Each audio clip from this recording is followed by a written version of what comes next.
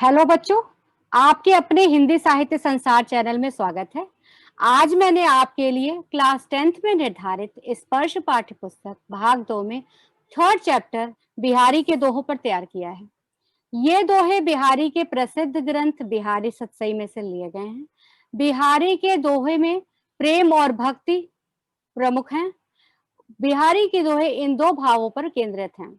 बिहारी थोड़े से शब्दों में अपनी बात कहने में कुशल थे।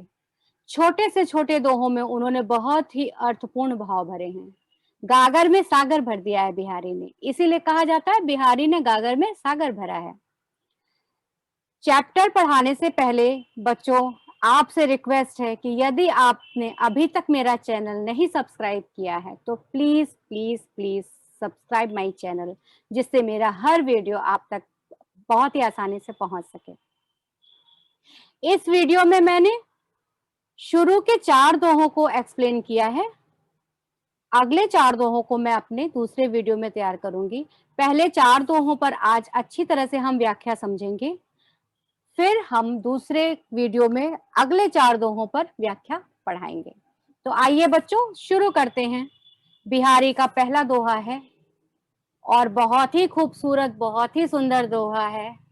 सोहत ओढ़े पीत पट, श्याम श्याम सलोने गात, मनो नीलमणि सैल पर आतप पड़ियो प्रभात। प्रस्तुत दोहे में बिहारी ने अपने आराध्य श्याम की बहुत ही आकर्षक झांकी प्रस्तुत की है। सोहत ओढ़े पीत पट, बिहारी कहते हैं श्याम ने जो पीतांबर वस्त्र पहने हैं वो ऐसे उनके सलोने शरीर पर सुशोभित हो रहे हैं मानो नीलमणि सैल, नीलमणि पर्वत पर आतप धूप प्रयोग पड़ रही है। प्रभात मतलब सुबह की धूप पड़ रही है मानो नीलमणि शैल पर्वत पर। ऐसा कृष्ण का शरीर भी उस पीतांबर वस्त्र में सुशोभित हो रहा है। वे कहते हैं कि श्री कृष्ण के सांवले शरीर पर पीतांबर वस्त्र ऐसा सुंदर सुशोभित हो रहा है कि मानो नीलमणि पर्वत पर प्रातः काल की सुनहरी धूप पड़ रही हो। जब श्री कृष्ण का तेज उनके पीतांबर पर पड़ता है तो उस पीले वस्त्र की छवि उनके शरीर पर रिफ्लेक्ट होती है, उसी धूप की तरह खिल उठती है।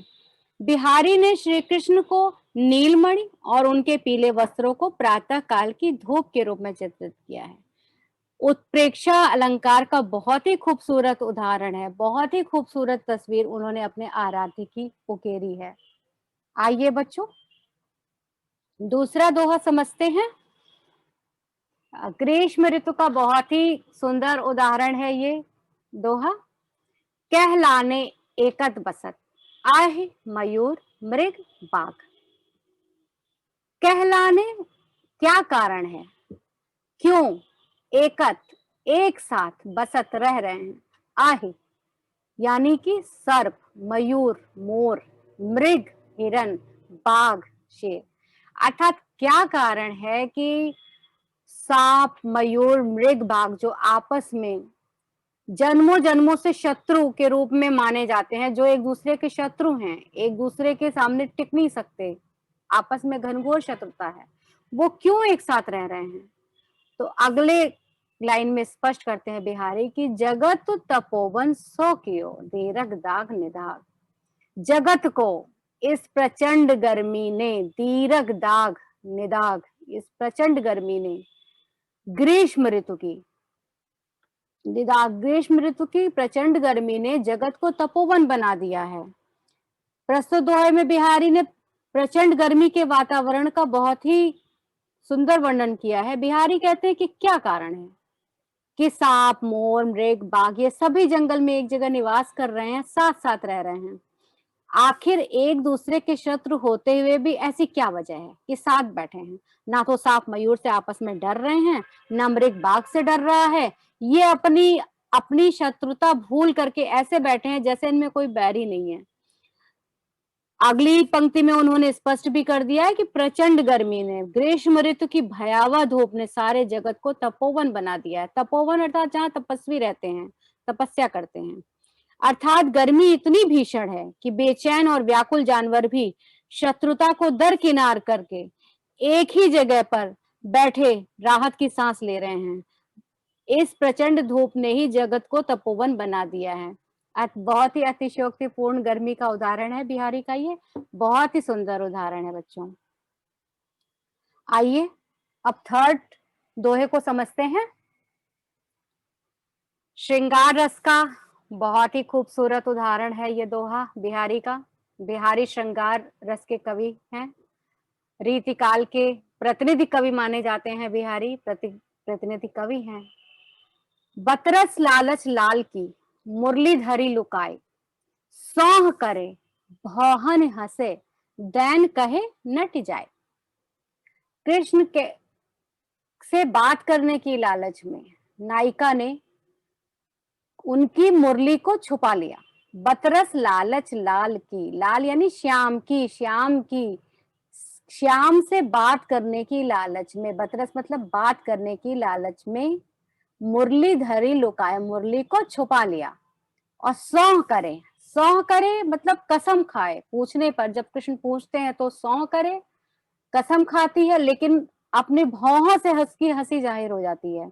और दैन कहे नट जाए, और जब कृष्ण मांगते हैं तो वो मना कर देती है।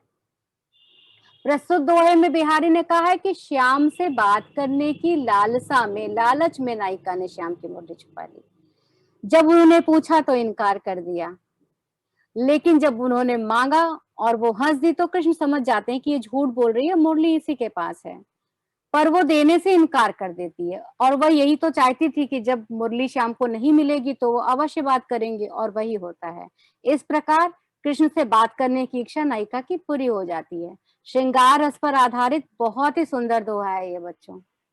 आइए अब फोर्थ दोहा एक्सप्लेन करती हूँ। कहत नटत रिझत खिजत मिलत खिलत लजियात, भारे भवन में करत हैं नैनन ही सब बात। प्रस्तुत दोहे में बिहारी ने नायक और नायिका भरे भवन में अर्थात भरी सभा में संकेतों के माध्यम से कितनी कुशलता पूर्वक एक दूसरे से बातें करते हैं, इसका बहुत ही सुंदर चित्र खींचा है। लोगों के बीच में बैठे हुए अपने चेहरे के हाव भाव से ही अपनी भावनाएं अभिव्यक्त कर लेते हैं। नायक कुछ कहता है, नायिका संकेतों में ही नहीं कर देती है। एक दूसरे पर रीझते हैं, बनावटी गुस्सा भी अभिव्यक्त करते हैं, मिलके खुश भी हो लेते हैं और शर्मा भी जाते हैं। ये सारी बातें वे इशारों में ही कर लेते हैं। भरे भवन में करत हैं नैनन ही सो बात। कहत कह भी लेते हैं, कह लेते हैं, मना कर देती है नायिका। नायक कुछ कह रहा है, नायिका मना कर देती है। रीझता है नायक उस पे, नायिका झुंझलाती है। इस तरह से वो भरे भवन में इशारों में ये सारी बातें उनके बीच में हो रही हैं।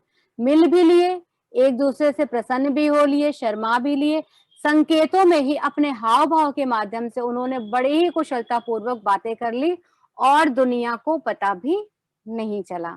भरे भवन में करत हैं नैनन ही सो बात, भीड़ के बीच में, लोगों के बीच में आंखों ही आंखों में सारी बातें कर लेते हैं। श्रृंगार रस के कवि बिहारी ने ये बहुत ही सुंदर दोहा श्रृंगार रस का लिखा है बच्चों, बहुत ही खूबसूरत दोहा है। और उम्मीद करती हूँ कि आपको इन चारों ही दोहों की व्याख्या अच्छे से समझ में आ गई होगी। हर एक दोहा अपने आप में बहुत ही अच्छा है। आप इसकी एक्सप्लेनेशन बहुत अच्छे से लिखिए, एग्जाम्स में अच्छे मार्क्स स्कोर करेंगे बच्चों।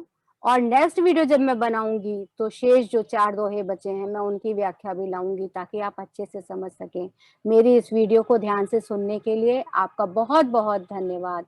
Please like and subscribe my channel. Thank you so much बच्चों, thank you so much.